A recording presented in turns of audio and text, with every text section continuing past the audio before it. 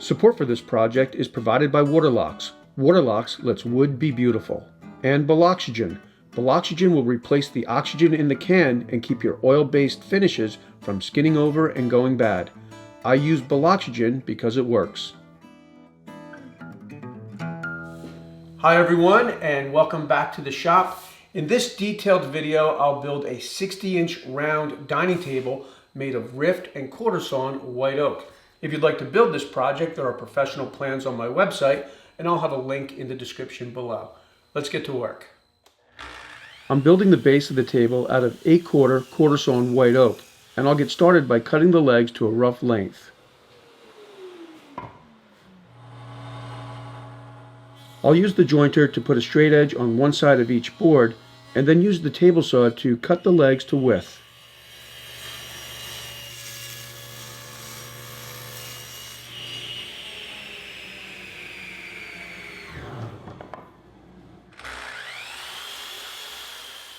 Next, I'll use the miter saw to put a straight edge on one side of each board, and then set up a stop block and cut the legs to length.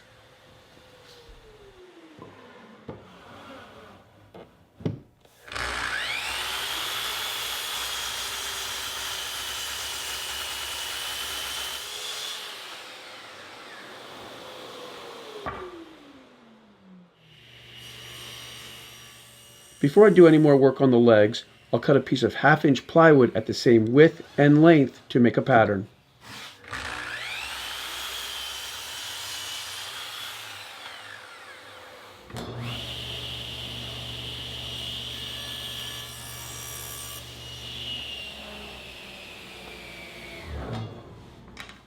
To make the curve on the inside of the leg, I'll need a pattern. I've got a piece of 1/2-inch birch plywood here that measures the same length and width as the legs before they're shaped. I just ripped a piece of MDF at 3/8 by 5/8, which makes this piece nice and bendable. And I've measured down 7 inches on the inside top of the leg and made a mark. And I've measured in 3.5 inches from the outside of the leg and made another mark. And I'm going to attach this piece of MDF to the plywood and try to create that gentle curve. I've got 1-inch nails in the nail gun, and I'm keeping the MDF flush with the pattern. I'll put my first nail about 1/2 inch over from that 7-inch mark.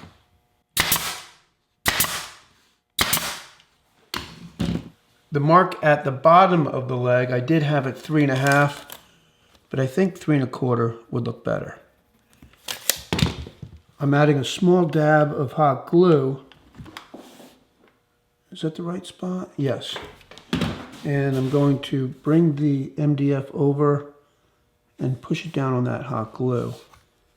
And I've switched over to the 23 gauge pin nailer because the 18 gauge nailer was splitting the MDF.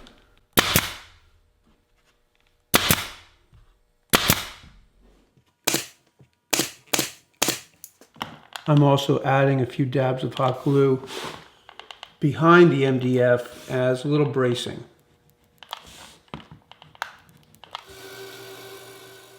Now I can rough cut the pattern a little heavy using the bandsaw, and then clean up the cut with a flush cut bit in the router.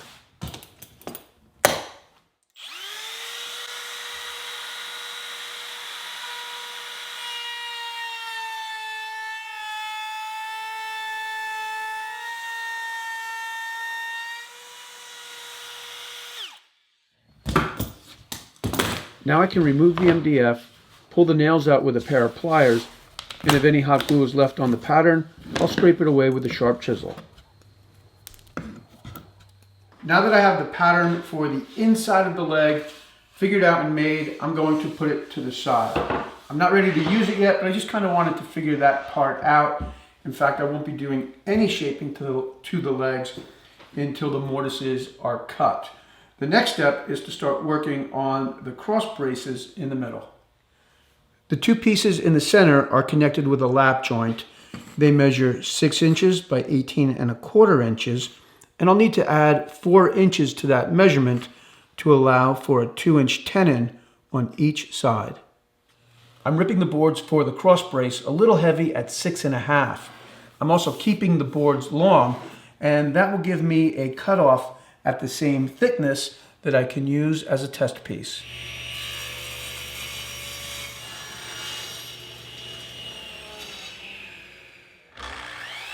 After ripping the boards to width, I'll square up one side of each board, set up a stop block, and cut them to length.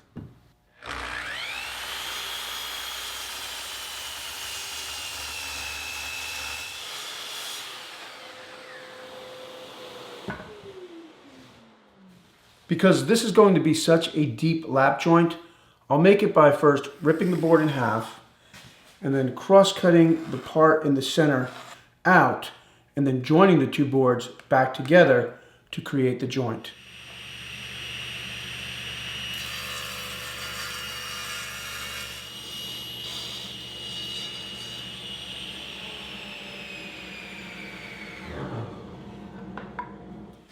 These are the parts that I'm using for the cross brace. That's this part right here.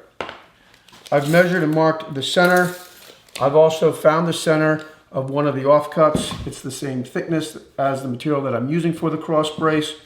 I'll hold that pencil line on top of the pencil line that's on the cross brace and make a mark.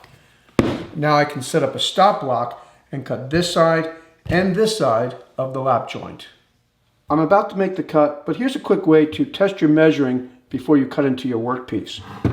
Push the board up against the stop block, bring the saw down, and you should be at the line. After making the cut, you'll rotate the wood, push it up against the stop block, and again, you should be at the line. So that's just a quick way to make sure you don't make any mistakes.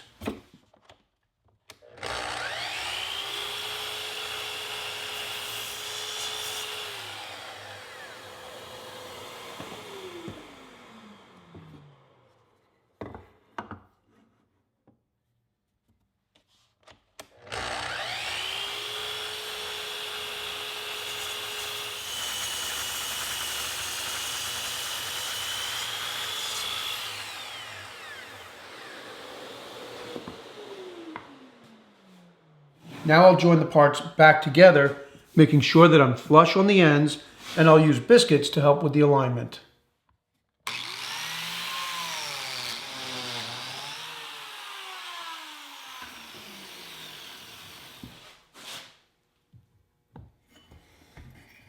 After gluing the boards together, I'll remove the glue squeeze out with a wet rag. I've allowed the glue to set up overnight, and now I can remove the clamps and test the fit. And that looks a bit too tight. When I cut the piece from the center to create the joint, I cut a little on the inside of the line, thinking it would be better to have the joint too tight than too loose. Now I can run the boards through the drum sander a few times until I've got a nice tight fit. While I'm sanding the parts for the cross brace, I'll also run the legs through the drum sander to keep all the parts the same thickness.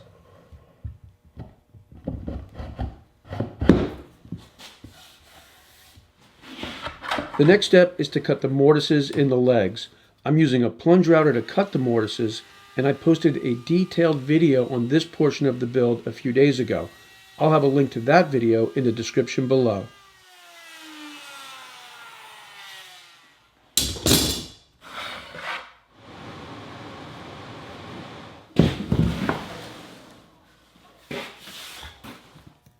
With the mortises cut, the next step is to cut the tenons on the cross braces.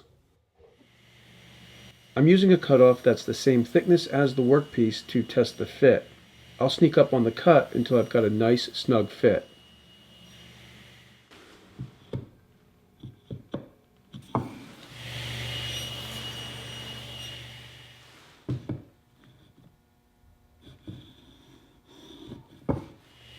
Once I've got a good fit on the test piece, I'll cut the tenons on the braces.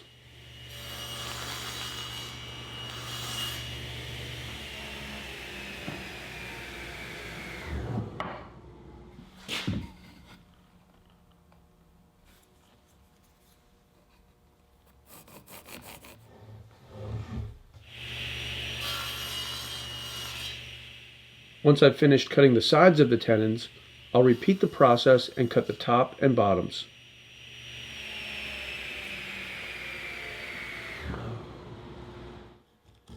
I'll use a sharp chisel and a sanding block to round over the tenons to fit the mortises made with the router. I'm using a 4.5-inch long lag bolt to reinforce the lap joint. Here I've found the center of the joint, marked it with an awl, and I'll use the drill press and a 7/8 of an inch Forstner bit to countersink a hole for the fastener. Next I'll pre-drill a hole for the lag at 3/16 of an inch.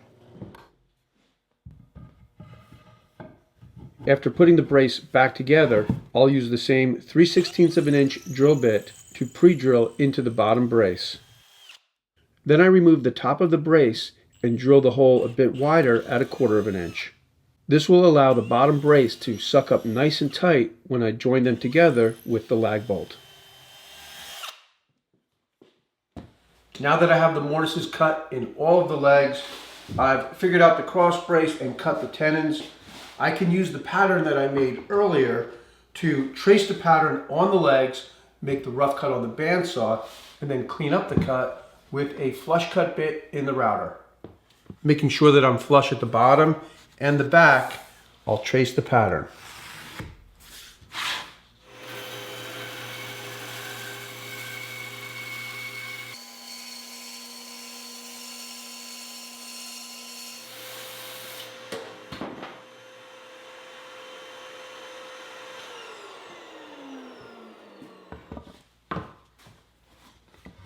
I'll place the leg on the pattern and clamp it in place, making sure that I'm flush at the back, bottom, and top.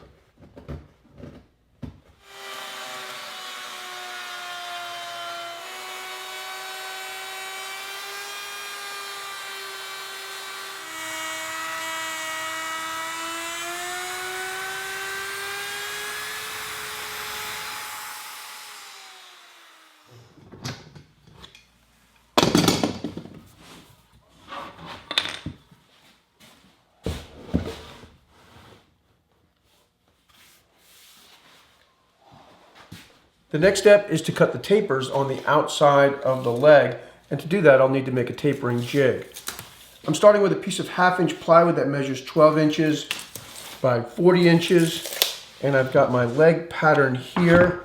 I'll measure at the top of the leg, top outside, measure in 2 inches, and I'm going to hang this off of the edge of the plywood.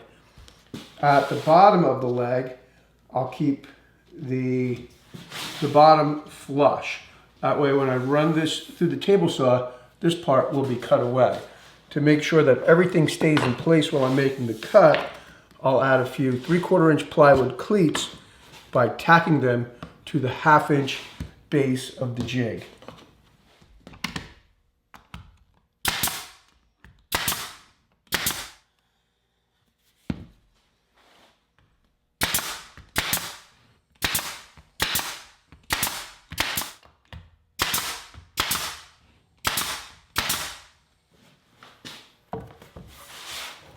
I've raised the blade, set the fence at 12 inches, placed the leg in the jig, and now I'm ready to make the cut.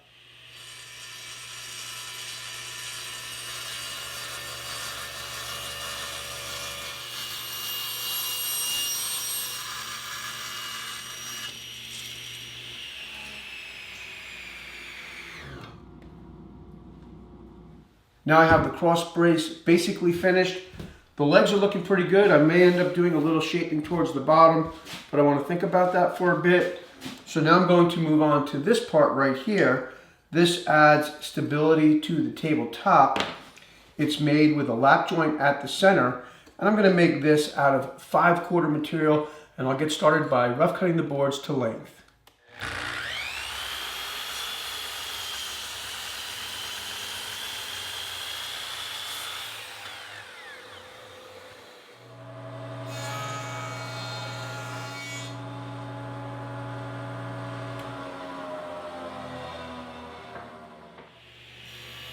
After using the joiner to put a straight edge on both boards, I'll rip them at 3¼ inches. Then I'll set up a stop block and cut the boards to length at 51 1/2.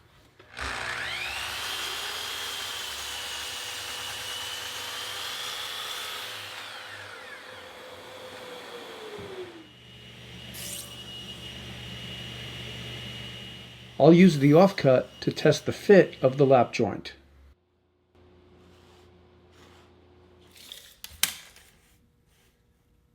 I'll find and mark the center of one of the cross braces and then measure over 1 3/8 inches, and then use my combination square to trace a line.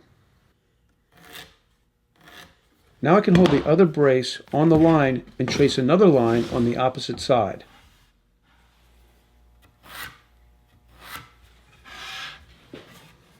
I'll transfer those lines to the front of the brace.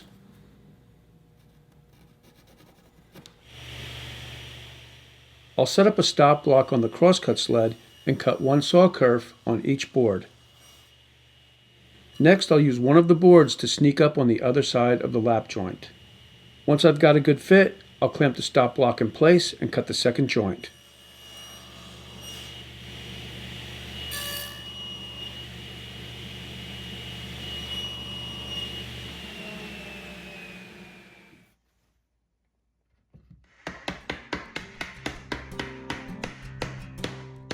With the cross brace finished, the next step is to take a road trip to the lumberyard and pick out the material for the tabletop.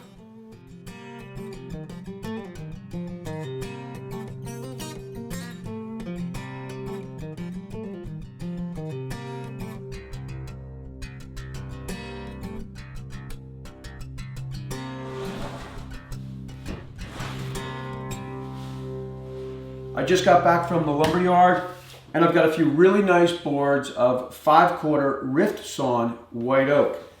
I'm using rift sawn for the tabletop because the rift sawn material has a very nice long straight grain, and that will make it easier to grain match. I definitely have a little more material than I probably need, but when working on a project, it's always better to have a little bit too much than not enough. And I'm going to get started by rough cutting these boards to length and then lining them up to find the best possible grain match. Once again, I'll rough cut the boards to length, use the joiner to put a straight edge on one side, and use the table saw to rip the boards to width.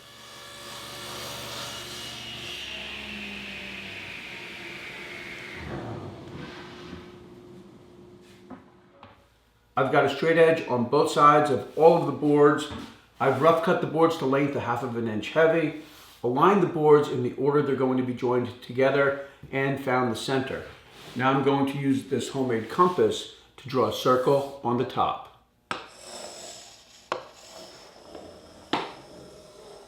I'm using biscuits to help align the boards when I join them together, and I drew the circle to make sure the biscuit was far enough away from the edge so I wouldn't hit it when I cut the circle out or when I shaped the bottom of the tabletop.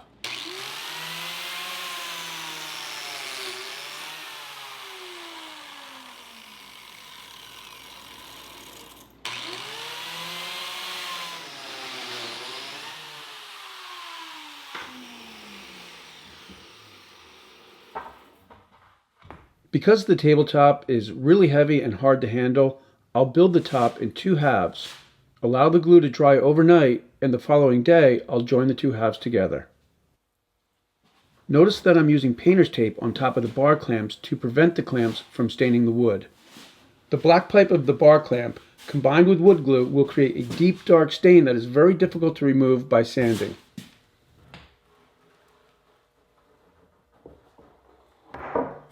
When I place the bar clamps on the tabletop, I'll use wooden shims to keep the clamps above the surface of the wood.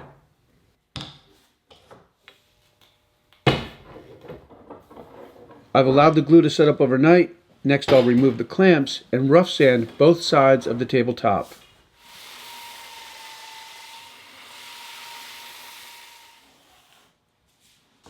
After rough sanding both sides of the tabletop, I'll use a straight edge to find the center of the bottom.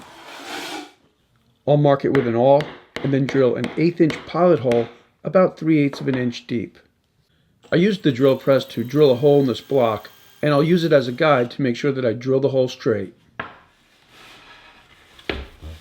I'm using a plunge router and a circle jig to make the circle, and I'll have a link in the description below to the video that helped me make this jig.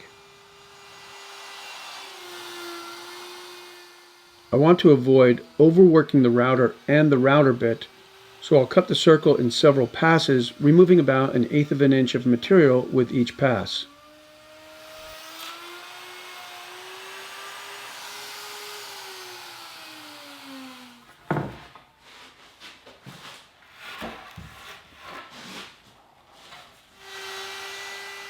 I decided to taper the edge of the top. I wanted the substantial feel of the 5/4 material, but thought the edge looked a little bit clunky. This is one of those small design decisions that can really have a big impact. I posted a full video on how to make this taper, and I'll have a link to that video in the description below.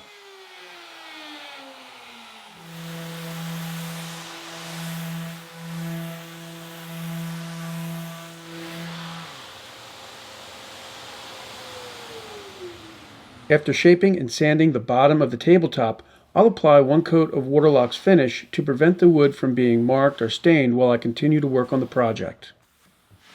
The next step is to finish shaping the legs. I'm using a hand plane to put just a little bit of a shape on the inside of the legs. I've just finished shaping this leg. We'll go ahead and shape another one, and I'll show you how I use the original leg pattern to make a guideline on the leg. Measuring at the bottom from the outside of the leg, I'll make a mark at 2 3/4, and I'll do this on both sides. Measuring down from the top on the inside of the leg, I'll make another mark at 9. Now I'll hold the bottom of the pattern flush with the bottom of the leg and at that line, and move the pattern over till I hit the 9-inch mark. And now trace a line. Next, I'll measure over from the outside 3/8 of an inch on each side of the leg. I'm using a flexible straight edge, which is a piece of 1/8-inch plywood, and I'll hold it at that 9-inch mark with a clamp so the straight edge is flush with the side of the leg. And over here, I'll move the straight edge into the 3/8 mark, and again trace a line. And I'm going to do that on both sides.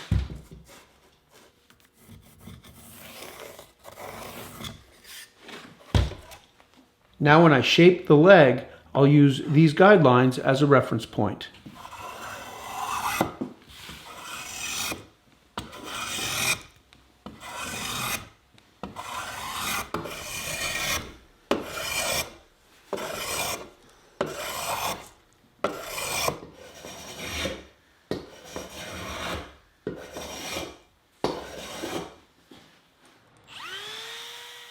I'll use the router to add a slight chamfer at the bottom of the legs. This will prevent tear out or chipping when the table is moved around.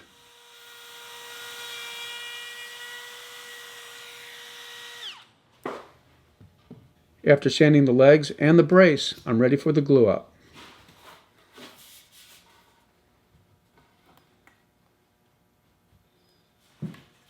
I'm using the tapered cutoffs as glue blocks to get a square connection with the clamps. With the glue up finished, the next step is to move on to the top cross brace. This is the cross brace I made earlier. It's not glued together yet. I have it on the bottom of the table to get an idea of what it looks like and how I want to shape it so these angles aren't as severe. So I'll soften it up at the front here and then work from the front to the inside, adding a slight chamfer to the edge.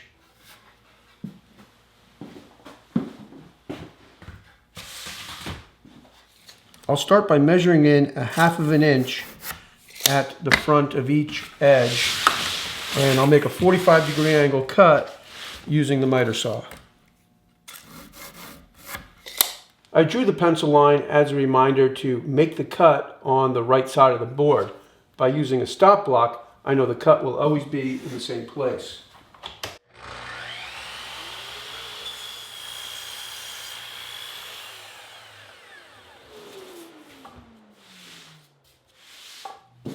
Before I chamfer the edge, I'll use a straight edge and mark a line down the center of both boards.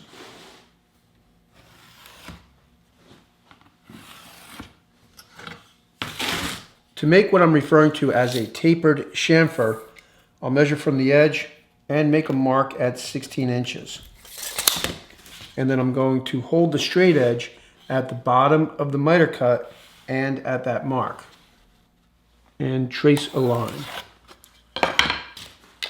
Next I'll measure over from the edge at just a little heavier than 1/2 inch. Again, hold the straight edge at that mark and at the 16-inch mark and trace another line. And do the same thing on this side.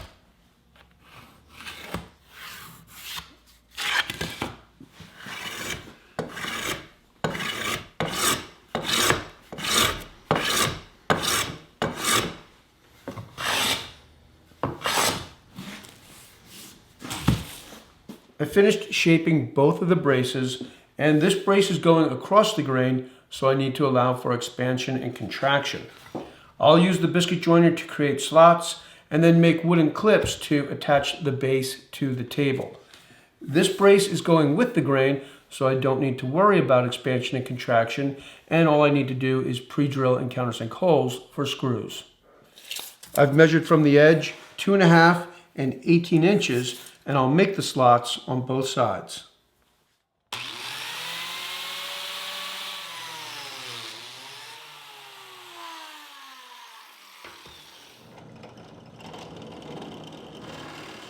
Before gluing the cross brace together, I'll use the drill press to pre-drill and countersink holes to attach the brace to the table base and the tabletop.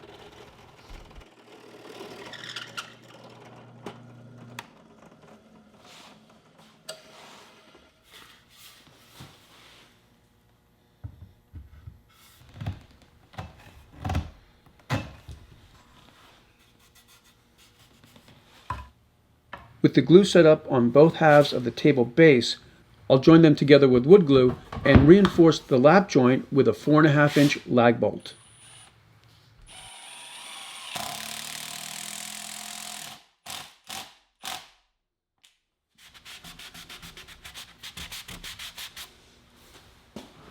I'm attaching the cross brace to the table base by screwing into the long grain of the stretcher and the end grain of the legs. I posted a separate video to this part of the build last week, and I'll have a link to that video in the description below. One of the last steps is to make the wooden clips to attach the table base to the tabletop. I'll start by resawing a piece of white oak at 1/2 inch. Using the miter gauge on the table saw, I'll make a 1/2-inch tongue on each side.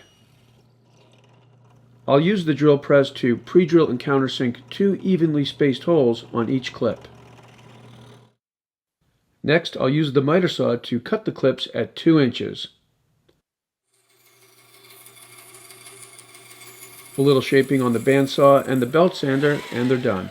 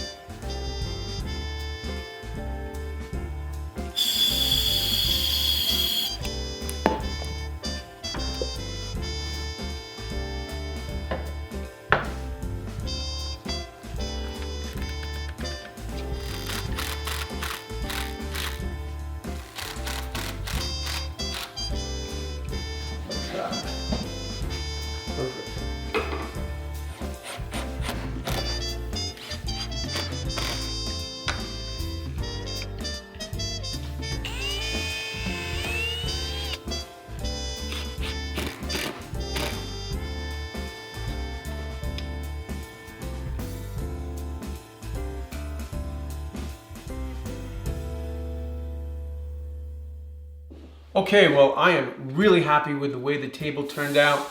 I think it looks great in my client's home, and I'm really excited to have it out of the shop and get ready to get started on another project.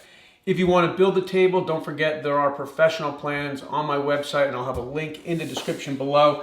And if you build this table or any of my projects and post it to Instagram, use the hashtag LongviewWoodworking. That makes it easy for me to find and repost. As always, thanks for tuning in, and I'll see you next time. Before you start your next project, click on the link in the description for my professional woodworking plans and build a piece of furniture that will last a lifetime.